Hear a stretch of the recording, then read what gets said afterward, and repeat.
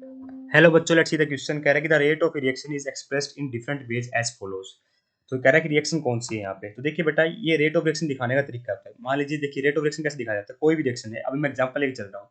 मान लीजिए मेरा ए प्लस बी से सी प्लस डी बना है ना। तो ये क्या होता है बेटा, ये रिएक्टेंट पार्ट होता है, और ये मेरा क्या होता है बेटा, प्रोडक्ट पार्ट होता है। इसका मान लीजिए स्टोइचोमेट्रिक कोएफिशिएंट है, इसका बी है, इसका स्मॉल सी है, इसका स्मॉल डी है।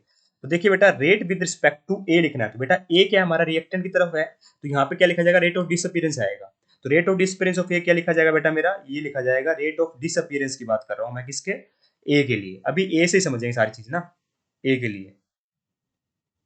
ठीक है, तो क्या होगा बेटा, तो अपीयरेंस डिसअपीयरेंस है ना बेटा। ठीक है, तो देखिए बेटा होगा क्या, ये कैसे लिखा जाएगा, minus D A by D T. ठीक है, इस सेम तेज बेटा रेट ऑफ डिसअपीयरेंस किसके लिए लिखूंगा बेटा मैं, ऑफ ए था बेटा ये। ठीक है, ऑफ बी के लिए लिखूंगा बेटा मैं, क्या लिखा जाएगा, माइनस चेंज इन रेट का मतलब क्या होता है, change in concentration with respect to time. ठीक है, पर मुझे यही चीज बेटा ओवरऑल रेट कंप्लीट रिएक्शन के लिए रेट लिखना है, तो बेटा कैसे लिखा जाएगा, डिवाइड बाय स्टोइचोमेट्रिक कोएफिशिएंट कर दो। ठीक है, मान लीजिए मुझे ए के रिस्पेक्ट में बताना है कंप्लीट रिएक्शन का रेट, तो इसका स्टोइचोमेट्रिक कोएफिशिएंट क्या है बेटा, ए है।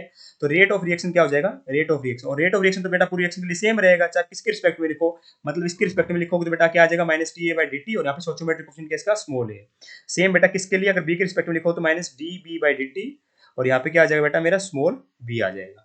ठीक है, एक सेम चीज बेटा सी के लिए लिखो तो क्या आ जाएगा, D C by D T, और यहाँ पे क्या आ जाएगा, स्टोइचोमेट्रिक कोएफिशिएंट स्मॉल सी है, और डी के रिस्पेक्ट में लिखो तो बेटा क्या आ जाएगा, डी बाई डी टी।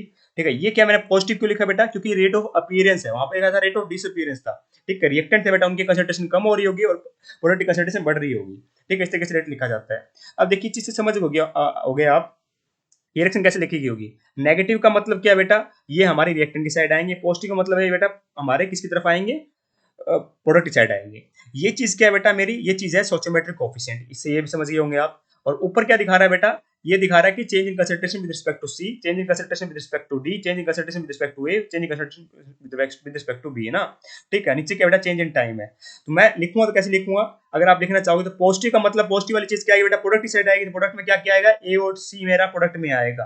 तो ए और सी बेटा मेरा प्रोडक्ट में लिख दो, और बी और डी बेटा मेरा रिएक्टेंट में आएगा, क्योंकि नेगेटिव है इनका ना, कि रेट ऑफ डिसअपीयरेंस दिखा रखा है। एक बात तो ये कंफर्म होगी बेटा। ठीक है, बी प्लस डी से सी प्लस ए बन रहा होगा। अब आगे क्या लिखते हैं, सोशियोमेट्रिक क्वेश्चन, तो सी का क्या आएगा बेटा, मेरा 2 आएगा। ठीक है, 2 आएगा। डी का क्या आएगा बेटा, मेरा 3 आएगा, सोशियोमेट्रिक कोएफिशिएंट ना, देखिए ध्यान से। ए का क्या आएगा बेटा, मेरा 4 आएगा, और बी का क्या आएगा बेटा, मेरा 1 आएगा। तो ओवरऑल रिएक्शन बन जाएगी बेटा ये, कि बी प्लस थ्री डी से 4 ए प्लस सी। बी प्लस थ्री डी से क्या बनने मिल रहा है बेटा हमें, 4 ए प्लस 2 सी मिल रहा है। ठीक है, तो इस तरीके से बेटा रेट लिखा जाता है कंप्लीट रिएक्शन का। ठीक है, आइए चेक करते हैं बेटा, मैच करते हैं। बी प्लस थ्री डी, तो बी प्लस थ्री डी कहाँ है, एक ऑप्शन नंबर 2 में ही है बेटा, तो ऑप्शन नंबर 2 ही परफेक्टली करेक्ट हो जाएगा। 4 ए प्लस नहीं आएगा, ये भी नहीं आएगा, ये भी नहीं आएगा। I hope you understand the answer, और बी प्लस थ्री डी से 4 ए प्लस 2 सी बन रहा है। Thank you so much, option number 2 is correct here.